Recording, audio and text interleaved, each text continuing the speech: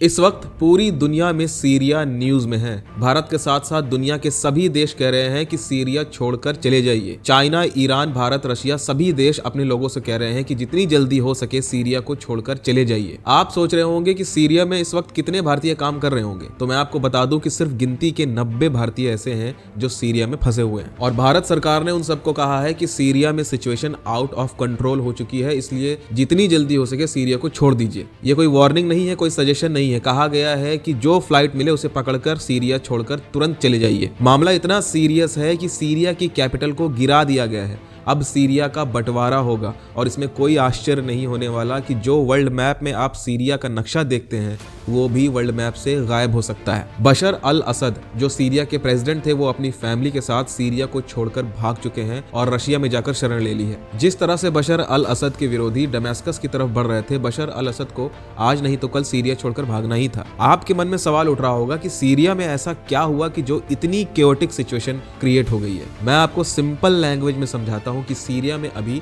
चल क्या रहा है। देखिए, दूर से देखा जाए तो सीरिया वर्ल्ड मैप में एक यूनाइटेड कंट्री की तरह दिखाई देती है। बशर अल असद जो सीरिया के प्रेसिडेंट थे, दुनिया को लगता था कि ये पूरे सीरिया के प्रेसिडेंट हैं। सीरिया के मैप में ये जो आप रेड पार्ट देख रहे हैं, सिर्फ इतना ही हिस्सा बशर अल असद कंट्रोल करते थे। और ये जो मैप आप देख रहे हैं ये कुछ ही घंटे पुराना है और हैरानी की बात यह है कि ये मैप हर घंटे चेंज होता रहता है। तो अभी जो मैप आप देख रहे हैं, हो सकता है कुछ घंटे बाद वो मैप चेंज हो जाए और सीरिया और सिकुड़ जाए। इसमें जो येलो पार्ट आप देख रहे हैं ये Kurdish led Syrian Democratic Forces का है। ये लोग सीरिया से हटकर एक अलग देश बनाना चाहते थे और ये भी लगातार सीरिया का हिस्सा कब्जा रहे थे। बशर अल असद के लिए जो सबसे बड़ा खतरा था वो ये ग्रीन पार्ट वाला था, जो कि दिन ब दिन एक्सपेंड होता चला जा रहा है। ग्रीन वाले पार्ट में जो फोर्सेस हैं ये है हयात ताहिर अल शाम HTS। ये असल में अलकायदा की ही एक ब्रांच है जो सीरिया में काम कर रही है। इनका बस एक ही मकसद है कि बशर अल असद की सरकार को तबाह कर दिया जाए। इनका कहना है कि सीरिया में बहुत सारी प्रॉब्लम्स हैं। जो मुस्लिम्स है उनके साथ इनजस्टिस होता है, जो माइनॉरिटीज हैं उनके साथ ज्यादा फेवर किया जाता है, उनको इंपॉर्टेंस दी जाती है। बेसिकली ये जो ग्रीन ग्रुप है जो अलकायदा का हिस्सा है, इसे टर्की से भी सपोर्ट है और कहीं ना कहीं इनडायरेक्टली इनको यूएसए का भी सपोर्ट मिला हुआ है, जिसकी वजह से ये लगातार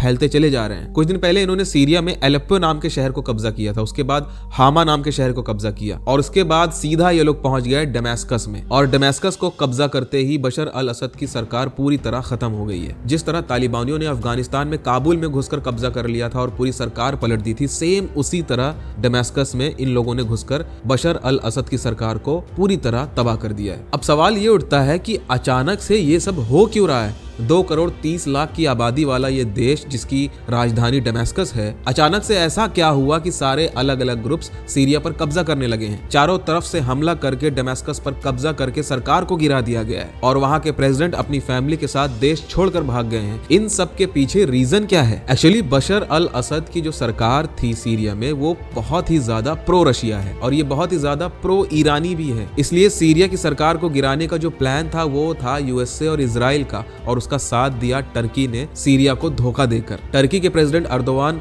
खुलेआम पूरी मीडिया में ये कहते फिरते थे कि हम सीरिया का साथ देंगे चाहे सीरिया के साथ कुछ भी हो जाए, लेकिन एट लास्ट उसने साथ दिया यूएसए और इजराइल का और इनडायरेक्टली सीरिया पर अटैक करवा दिया। एक्चुअली सच्चाई ये है कि टर्की के प्रेसिडेंट अर्दोवान कुछ भी बोले मीडिया में, लेकिन वो मेंबर है नाटो कंट्री के, इसलिए उनकी सारी इकोनॉमी वेस्टर्न कंट्रीज पर डिपेंड करती है और इसीलिए ग्राउंड पर जो यूएसए चाहेगा वही टर्की को करना पड़ेगा। यूएसए का प्लान ये था कि सीरिया के नॉर्थ में सारे ग्रुप्स को इकट्ठा कर लो, चाहे वो कैसे भी ग्रुप हो, कहीं के भी ग्रुप हो, सबको टर्की बैक करेगा और चारों तरफ से फिर सीरिया पर अटैक करके बशर अल असद की सरकार को गिरा देगा और फिर रशिया का इन्फ्लुएंस सीरिया पर खत्म हो जाएगा और जो रशिया का आर्मी बेस है सीरिया में वो भी पूरी तरह डिस्ट्रॉय हो जाएगा, जिससे यूएसए को बहुत बड़ा फायदा मिलेगा। और दूसरी तरफ इजराइल के लिए भी बहुत इंपॉर्टेंट था बशर अल असद की सरकार को गिराना। अभी मैं आपको एक वीडियो दिखाऊंगा जिसमें इजराइल ने कई बार कहा है कि लेबनान में जो हिजबुल्लाह का ग्रुप है उसके पास ईरान के हथियार पहुंचते कैसे हैं। इजराइल के हिसाब से ये सारे हथियार पहुंचते थे सीरिया के जरिए। कई बार देखा गया कि जो ईरान के एयरप्लेन्स थे वो हथियार लेकर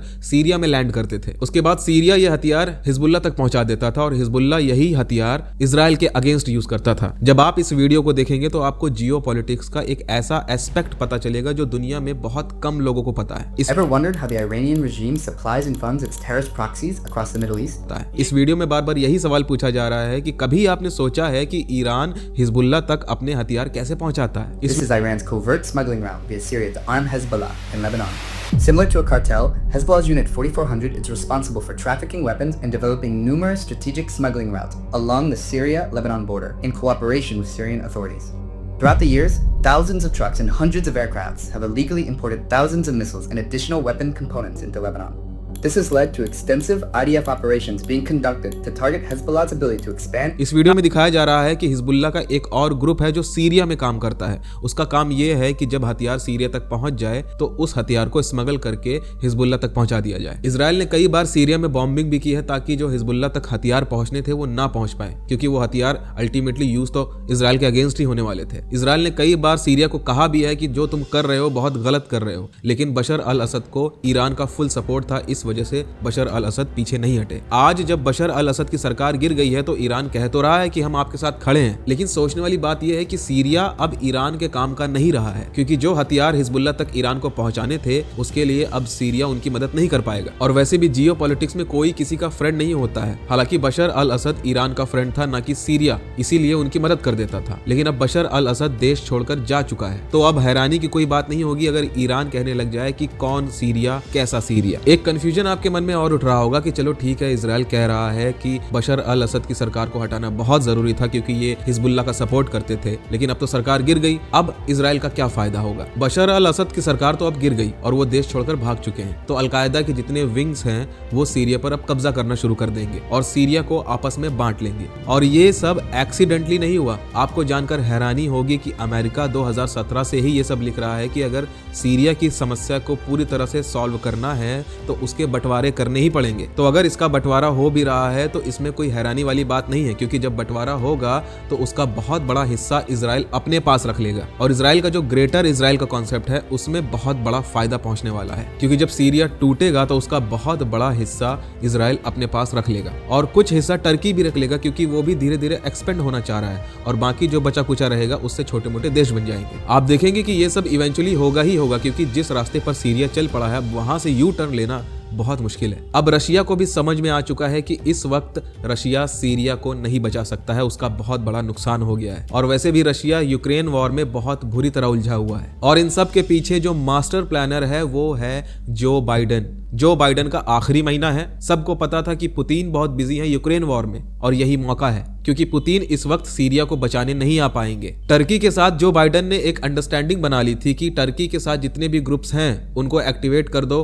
और डेमेस्कस की तरफ भेज दो और महीने भर में सीरिया की ये जो प्रॉब्लम है इसको पूरी तरह निपटा देते हैं और रशिया को हमेशा के लिए सीरिया से निकाल देते हैं। बहुत ही ब्रिलियंट जियोपॉलिटिकल मूव खेला गया है यहाँ पर और इसमें पुतिन कुछ भी नहीं कर सकते, क्योंकि यूक्रेन वॉर में व्लादिमीर पुतिन बहुत ज्यादा ऑक्यूपाइड हैं, बहुत ज्यादा बिजी हैं और पुतिन का बहुत बड़ा साथी सीरिया, जिसके प्रेसिडेंट बशर अल असद थे, उनके हाथ से निकल चुका है। तो सवाल जो था कि इजराइल को इससे क्या फायदा मिलेगा, तो इसका जवाब यह है कि मान लो इजराइल को अगर हिजबुल्लाह पर अटैक करना होगा, जो कि वो बहुत जल्दी करने ही वाला है, उसको बड़ी आसानी से कर लेगा और उस वक्त हिजबुल्लाह को वेपन सप्लाई करने के लिए कोई भी सरकार मदद नहीं कर पाएगी। तो ये सब एक स्ट्रेटेजिक गेम था जो बाइडेन ने खेला था। ये एक बहुत बड़ी जीत इजराइल की भी है और अमेरिका की भी है और साथ के साथ इसमें फायदा टर्की का भी हुआ है। इस मामले में जो भी अपडेट आती जाएगी मैं आपको बताता जाऊंगा, क्योंकि अभी इसमें बहुत सारा ड्रामा बचा हुआ है। सीरिया के कितने टुकड़े होंगे, किस देश के हिस्से में सीरिया का कितना टुकड़ा जाएगा, हिजबुल्लाह पर इजराइल कब अटैक करेगा, इन सारे सवालों का जवाब अभी आना बाकी है। अभी बहुत सारा ड्रामा आना बाकी है, इसलिए चैनल को सब्सक्राइब कर लीजिए और अगर आपको ये जानना है कि दिल्ली में पॉल्यूशन का असली जिम्मेदार कौन है तो उसके लिए ये वीडियो देखिए।